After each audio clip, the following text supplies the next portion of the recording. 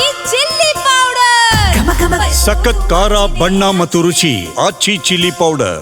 ಇನ್ನು rowdy sheeter ಬಿಕ್ಲು Shiva ಕೊಲೆ ಪ್ರಕರಣದಲ್ಲಿ 5ನೇ ಆರೋಪಿಯಾಗಿರುವ ಮಾಜಿ ಸಚಿವ ಹಾಗೂ ಹಾಲಿ ಶಾಸಕ ಬೈರತಿ ಬಸವರಾಜ್ ಬಂಧನ ಭೀತಿ ದಿನದಿಂದ ದಿನಕ್ಕೆ ಜಾಸ್ತಿ ಆಗ್ತಾ ಇದೆ. ಯಾಕಂದರೆ ಕೋರ್ಟ್ ಯಾವುದೇ ಮರ್ಸಿ ತೋರಿಸಿಲ್ಲ ಈತನ ವಿಚಾರದಲ್ಲಿ. ಮಾಜಿ ಸಚಿವ ಬೈರತಿ ಬಸವರಾಜ್ಗೆ ಈಗ ಲುಕ್ಔಟ್ ನೋಟಿಸ್ ಅನ್ನು ಜಾರಿ ಮಾಡಿದ್ದಾರೆ ಸಿಐಡಿ ಪೊಲೀಸರು. ನಿನ್ನೆ ಜನಪ್ರತಿನಿಧಿಗಳ ನ್ಯಾಯಾಲಯದಲ್ಲಿ ಜಾಮೀನು ಅರ್ಜಿ ನಿರೀಕ್ಷಣಾ ಜಾಮೀನಿಗೆ ಹಾಕ್ಕೊಂಡಿದ್ರು, ಅರ್ಜಿ ವಜಾ ಆಯಿತು. ಇಮಿಡಿಯೇಟ್ ಆಗಿ ಸಿಐಡಿ ಅಧಿಕಾರಿಗಳು ಬಿಜೆಪಿ ಶಾಸಕರಿಗೆ ನೋಟಿಸನ್ನು ಜಾರಿ ಮಾಡಿದ್ದಾರೆ. ಬೈರತಿ ಬಸವರಾಜ್ ಬಂಧನಕ್ಕೆ ಪೊಲೀಸರು ಹುಡುಕಾಟವನ್ನು ನಡೆಸಿದ್ದಾರೆ. ಕಳೆದ 5 ದಿನಗಳಿಂದ ನಾಪತ್ತೆ ಶಾಸಕ ಬೈರತಿ. ಕಳೆದ ಗುರುವಾರ, ನಾಳೆಗೆ 8 ದಿನ ಆಯಿತು, ಯಾಕಂದರೆ ಸೆಷನ್ ನಡೀತಾ ಇತ್ತಲ್ಲ, ಗುರುವಾರನೇ ಜೂಟಾಗ್ಬಿಟ್ರು ಬೆಳಗಾವಿಯಿಂದ ಇವರು, ಅಜ್ಞಾತವಾಸಿ ಆಗ್ಬಿಟ್ರು. ಸೊ ಈಗ ತಮಿಳುನಾಡು, ಮಹಾರಾಷ್ಟ್ರ, ಗೋವಾದಲ್ಲಿ 3 ತಂಡ ಶೋಧ ಕಾರ್ಯವನ್ನು ನಡೆಸಿದೆ. ಅಜ್ಞಾತವಾಗಿರುವ ಬೈರತಿ ಬಸವರಾಜ್ಗೆ ಬಂಧನ ಭೀತಿ. ಬಟ್ ನೀವು ಲುಕೌಟ್ ನೋಟಿಸನ್ನು ಜಾರಿ ಮಾಡ್ತಕ್ಕಂಥ ಉದ್ದೇಶ ಏನು? ದೇಶ ಬಿಟ್ಟು ತೆರಳದ ಹಾಗೆ. ಬಟ್ ಇಷ್ಟು ದಿವಸದಲ್ಲೇ ಹೊಟ್ಟೋಗಿದ್ರೆ, ಇಷ್ಟು ದಿವಸದಲ್ಲೇ ಏನಾದರೂ ಒಂದು ವೇಳೆ ದೇಶ ಬಿಟ್ಟು ಹೋಗಿದ್ರೆ ಗೊತ್ತಿಲ್ಲ.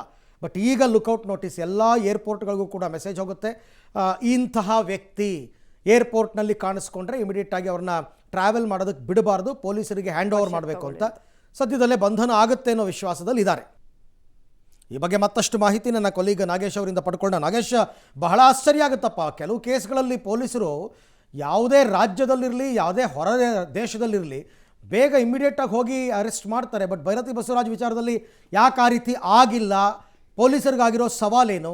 ಈಗ ಲುಕೌಟ್ ನೋಟಿಸ್ ಜಾರಿ ಮಾಡಿರೋದ್ರಿಂದ ಬಂಧನ ಆಗಬಹುದಾ, ಹೇಗೆ ಅಂತ? ಅರವಿಂದ್, ಬಿಕ್ಲು ಶಿವ ಮರ್ಡರ್ ಕೇಸ್ನ ಎಫ್ಐಆರ್ ಆರೋಪಿಯಾಗಿರುವಂಥ ಮಾಜಿ ಸಚಿವ ಬೈರತಿ ಬಸವರಾಜ್ಗಾಗಿ ತೀವ್ರ ಹುಡುಕಾಟವನ್ನು ನಡೆಸುವ ಕೆಲಸವನ್ನು ಸಿಐಡಿ ಅಧಿಕಾರಿಗಳು ಮಾಡ್ತಾ ಇರುವಂಥದ್ದು. ನಿನ್ನೆ ಜನಪ್ರತಿನಿಧಿಗಳ ನ್ಯಾಯಾಲಯದಲ್ಲಿ ಬೈರತಿ ಬಸವರಾಜ್ ಅವರು ನಿರೀಕ್ಷಣಾ ಜಾಮೀನು ಅರ್ಜಿಯನ್ನು ಹಾಕ್ಕೊಂಡಿದ್ರು. ನಿರೀಕ್ಷಣಾ ಜಾಮೀನು ಅರ್ಜಿ ವಜಾ ಆದ ಬಳಿಕ ಈಗಾಗಲೇ ಈ ಸಿಐಡಿ ಅಧಿಕಾರಿಗಳು ಆತನನ್ನು ಹುಡುಕಾಟ ಮಾಡಲಿಕ್ಕೆ ತೀವ್ರ ಹುಡುಕಾಟವನ್ನು ನಡೆಸ್ತಿದ್ದಾರೆ ಅನ್ನುವಂಥ ಮಾಹಿತಿಗಳು ಕೂಡ ಸಿಗ್ತಿರುವಂಥದ್ದು. ಈಗಾಗಲೇ ಕಳೆದ 4 ದಿನಗಳಿಂದ ಅವರು ಎಲ್ಲಿದ್ದಾರೆ ಅನ್ನುವಂಥದ್ದು ಕೂಡ ಸಿಐಡಿ ಅಧಿಕಾರಿಗಳಿಗೆ ಸ್ವಲ್ಪವೂ ಕೂಡ ಸಿಕ್ಕಿಲ್ಲ ಅನ್ನುವಂಥ ಮಾಹಿತಿ ಇರುವಂಥದ್ದು.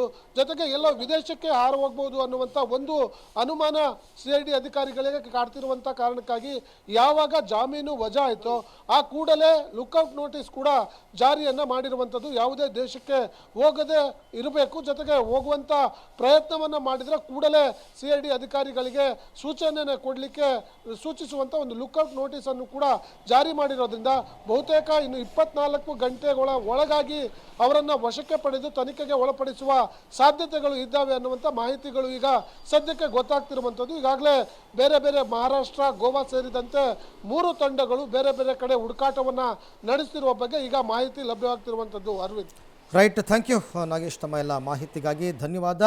ಬೈರತಿ ಬಸವರಾಜ್ ಲುಕೌಟ್ ನೋಟಿಸ್ ಕೊಟ್ಟಿದ್ದಾರೆ. ಬಟ್ ಆಗೆಲ್ಲ ಅರೆಸ್ಟ್ ಮಾಡುವಂತಹ ಸಂದರ್ಭಗಳಿದ್ದಾಗ ಬಿಟ್ಟೇ ಬಿಟ್ಟರು. ಈಗ ಅದು ಏನೋ ನಿರೀಕ್ಷಣಾ ಜಾಮೀನಿಗೆ ಅರ್ಜಿ ಹಾಕಿದ್ಮೇಲೆ ಅರೆಸ್ಟ್ ಮಾಡಬೇಕು ಅಂತ ಒಂದಷ್ಟು ಕಾನೂನು ಹೋರಾಟಗಳು ಕೂಡ ನಡೀತು. ಆದರೆ ಕಾನೂನು ಹೋರಾಟದಲ್ಲಿ ಬೈರತಿ ಬಸವರಾಜ್ಗೆ ಆಗಲಿಲ್ಲ. ಹೈಕೋರ್ಟ್ ಮೊರೆ ಹೋಗಿದ್ದರು. ಹೈಕೋರ್ಟ್ನಲ್ಲೂ ಕೂಡ ಆಗಲ್ಲ, ನೀವು ಜನಪ್ರತಿನಿಧಿಗಳ ನ್ಯಾಯಾಲಯಕ್ಕೆ ಮತ್ತೆ ಹೋಗಿ ಅಂತ. ಜನಪ್ರತಿನಿಧಿಗಳ ನ್ಯಾಯಾಲಯ ನಿನ್ನೆ ನಿರೀಕ್ಷಣಾ ಜಾಮೀನು ಕೊಡೋಕ್ಕೆ ಬರಲ್ಲ ಅಂತೂ. ಈಗ ಅವ್ರು ಉಳಿದಿರೋ ಒಂದೇ ಒಂದು ದಾರಿ ಏನಂದರೆ ಅಜ್ಞಾತವಾಸಿಯಾಗಿ ಇದ್ದುಕೊಂಡೇ ಸುಪ್ರೀಂ ಕೋರ್ಟ್ಗೆ ಹೋಗಬೇಕು.